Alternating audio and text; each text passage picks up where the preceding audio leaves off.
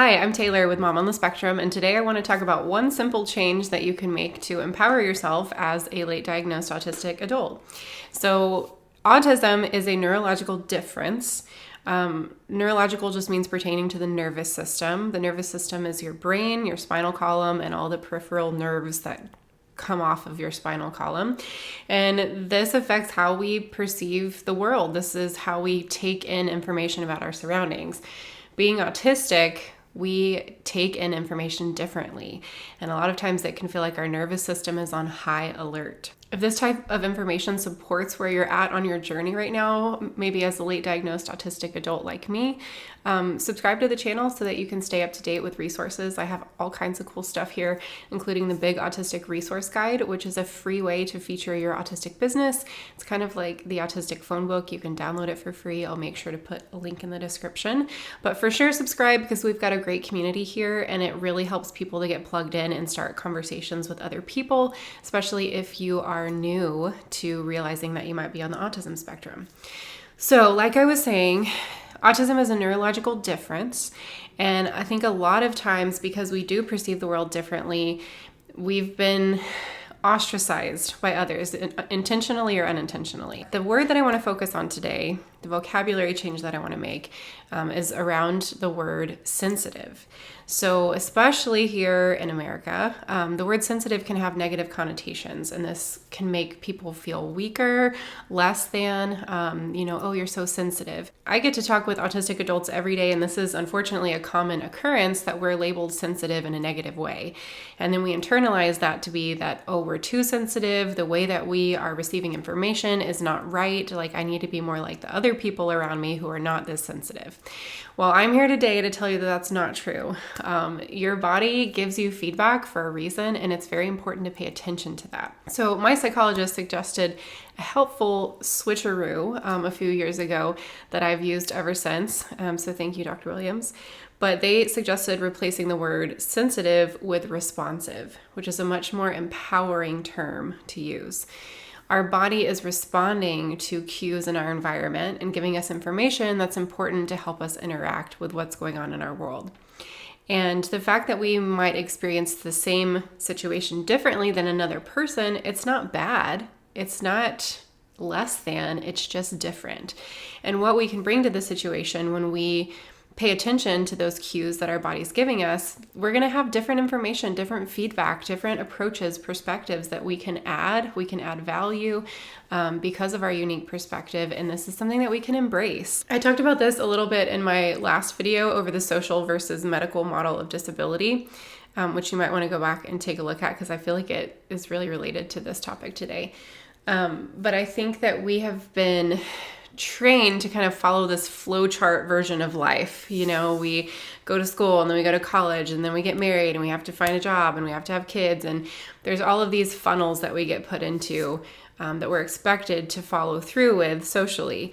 But over the course of history, when we write textbooks, and I said this in my last video, we tend to praise these people who think differently. Like when we reflect back on it, these inventors and these people who brought new ideas into the world that we've never heard before, we tend to praise them in retrospect. And I think it's just worth noting that there's so many people who have advanced our society and moved it forward by daring to be different and to think outside of the box. And so I just wanted to encourage you today that if you feel very different than other people and feel weird and like you don't fit in, I just want to say, hey, me too. And let's not fit in together. Let's be weird and let's create new ways of doing things. And let's do it unapologetically, right? Because you deserve to take up space. You deserve to be fully present in the world around you and to be fully yourself. And the world needs that. The world needs everything that you are. And so I want to encourage you, as your body gives you feedback, start to make peace with that. I'm really good at connecting way too many things. I wasn't going to talk about this, but one thing, unfortunately, that tends to happen with the autistic community is we tend to face more mistreatment, trauma, abuse. And there's many reasons for this, but today I just want to focus on the fact that as people experience trauma and abuse, part of the repercussions of that are subduing your body's feedback. That's a stress response. It's sometimes what happens when we go into survival mode. We stop processing some feedback that our body is giving us. And so part of the healing journey of reintegrating back into your body and feeling safe in your body is learning to create space for those sensations that your body gives you about the world around you. And so the way that we do that is through mindfulness, through intentionally being present in this moment. And I know that sounds hippy-dippy woo-woo, but it's in actuality very simple. It doesn't mean it's not difficult, but it's simple. Just taking space and time to breathe, to tune in and to see what your body is feeling today, where there's tightness, where there's space, where there's a feeling of being closed off or frustrated. And this is a great practice for people on the spectrum who tend to deal with alexithymia, which is the inability to put words with emotions. One way that we can help ourselves navigate that is by practicing mindfulness.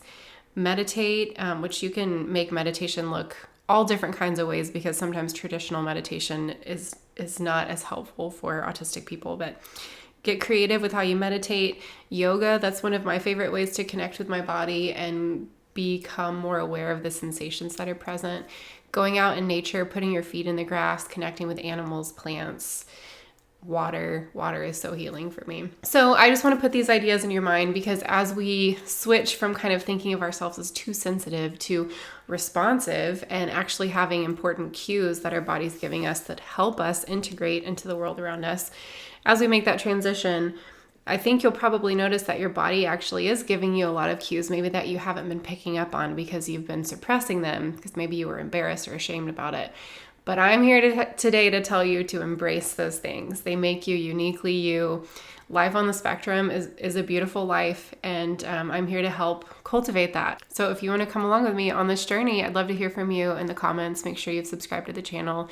And if you want to learn more about the nervous system, and specifically like autistic meltdowns, which is basically an overwhelm of the nervous system that requires recovery time, you can check out my meltdown survival guide. I'll put a link to that in the description, and it kind of talks about this feeling of having one foot on the gas and one foot on the brake and feeling just stuck. And so why is that happening? What can we do about it? What are some helpful resources? All of that is in my guide. I hope you'll check it out, and I will talk to you in the next video. Thanks for watching. Bye.